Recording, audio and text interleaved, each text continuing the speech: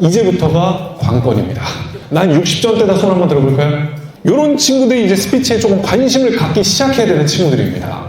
본인이 가지고 있는 문제점도 정확하게 아는 친구고 50점 미만 때부터가 저를 찾아와서 스피치 교육을 받으시는 분들이에요. 한 가지 룰만 존재합니다. 매우 그렇다고 생각하면 1점, 그렇다라고 생각하면 2점, 보통이다 3점, 아니다는 4점, 전혀 아니다, 나랑 해당 사항 없다 하면은 5점을 체크해 주시면 됩니다. 1번에 몇 점, 2번에 몇 점 이렇게 적어 주시는 거예요. 첫 번째, 빠밤.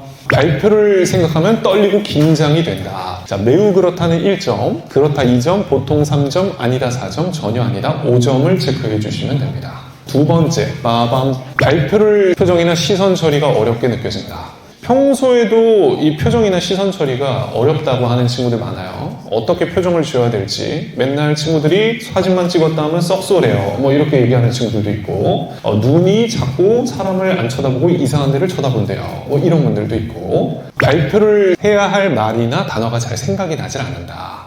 머릿속에 뭐야, 말은 하고 싶은데 뭐지 자꾸 이렇게 되는 친구들 있죠. 뭐야 이거 이런 친구들 체크를 해줄 필요가 있어요. 자, 다음. 발표를 말하다 보면 머릿속이 뒤죽박죽이 된다. 말을 하다가 갑자기 머릿속에 혼돈이 돼서 말하기를 잘 이어가지 못하는 케이스. 다음은 발표를 생각한 말이 입 밖으로 잘 나오질 않는다. 이 생각은 했는데 그 생각이 입 밖으로 나오려고 하면 자신감이 뚝뚝뚝뚝 떨어지는 친구들 있죠, 그죠? 이 말의 포문을 딱 열기가 쉽지 않은 친구들, 이런 거에 속합니다. 발표를 첫인상이 좋지 않다는 평을 듣는다. 이건 주변에서 좀 조언을 해줘도 좋을 것 같아요. 야, 너 첫인상 별로 이렇게 얘기를 해볼 수도 있겠네요, 그죠? 괜찮아요. 낙담할 필요 없어요. 이걸 극복하는 방법을 알려줄 거니까 낙담하지 말고. 발표를 나는 단답형으로 짧게 말하는 편이다. 예를 들면 단답형은 이런 게 예가 될 수 있어요. 네, 아니요, 몰라요, 모르겠는데요. 이런 말을 반복해서 하는 친구도 있어요. 뭐만 했다면 네, 아니요, 몰라요, 이런 친구들. 이런 친구들이 이제 단답형 많이 하는 친구들, 그죠? 딱 생각나죠, 그죠? 발표를 사람들 앞에서만 자꾸 횡설수설하게 되는 친구들이 있어요. 3, 3, 5 이렇게 친한 친구들과 같이 있을 때는 괜찮은데 사람 앞에 딱 서는 순간 갑자기 이렇게 되는 친구들 있죠, 그죠?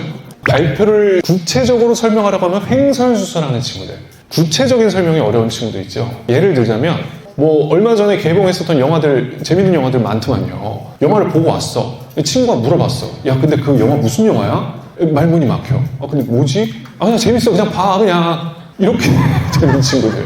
뭔가 구체적인 설명을 하려고 하면 말문이 막히는 친구들 있죠, 그죠? 발표를 사람들에게 주목받으면 아무 생각이 안 난다. 그냥 생각 자체가 그냥 소멸돼 버리는 친구들 있죠, 그죠? 이런 친구들 체크해 주시면 좋습니다. 발표를 나도 내 말을 이해하기 어려울 때가 있다.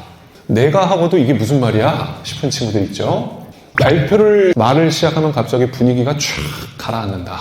내가 말만 했다면 분위기가 싸해진다 하는 친구들. 주변에 이제 슬슬 야, 네 얘기다, 네 얘기 얘기를 해주고 있는 것 같아요.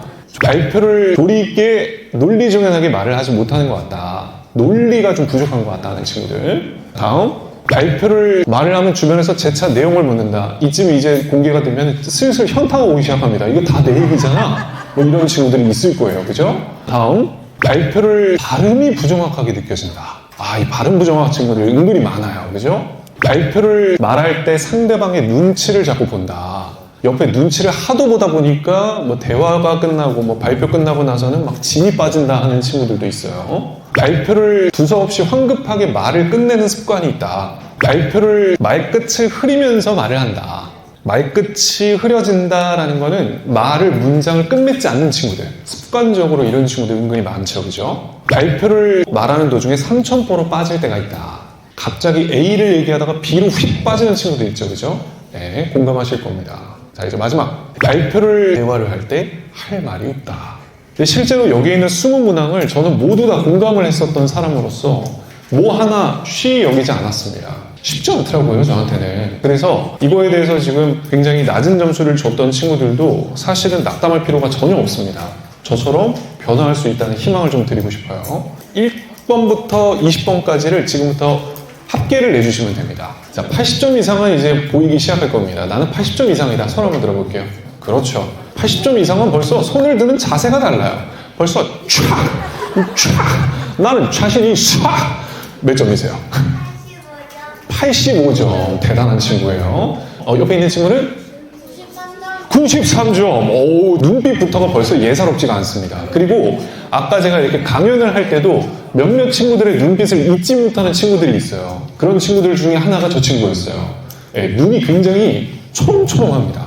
근데 이런 친구가 발표를 하잖아요. 굉장히 초롱초롱하게 이야기를 합니다. 굉장히 남다른 친구예요. 자, 70점 이상 손 들어볼까요? 70점 이상? 본인만의 어떤 줏대 있게 소신 있게 발표를 할 수 있을 만한 친구들은 70점 이상 정도는 해당이 된다. 손 내려주시고, 이런 친구들은 어디 가서 반장 같은 거 해도 괜찮습니다. 이제부터가 관건입니다. 난 60점대다. 손 한번 들어볼까요? 이런 친구들이 이제 스피치에 조금 관심을 갖기 시작해야 되는 친구들입니다. 본인이 가지고 있는 문제점도 정확하게 아는 친구고, 50점 미만 때부터가 저를 찾아와서 스피치 교육을 받으시는 분들이에요. 자, 우리 잠깐만 휙 들었다가 그냥 내릴까요? 하나, 둘, 셋, 휙! 아마 여기 계신 분들의 절반 이상은 속할 거라고 제가 감히 장담합니다. 그만큼 스피치에 대한 관심은 생각보다 좀 클 필요가 있어요. 대신 하나만 기억합시다. 제가 하는 말을 꼭 머릿속으로 시뮬레이션을 그려봐야 돼요. 내가 일상생활에 혹은 발표를 할 때 이걸 만약 써본다면 가능할까를 시뮬레이션을 꼭 그려보는 거예요. 아시겠죠?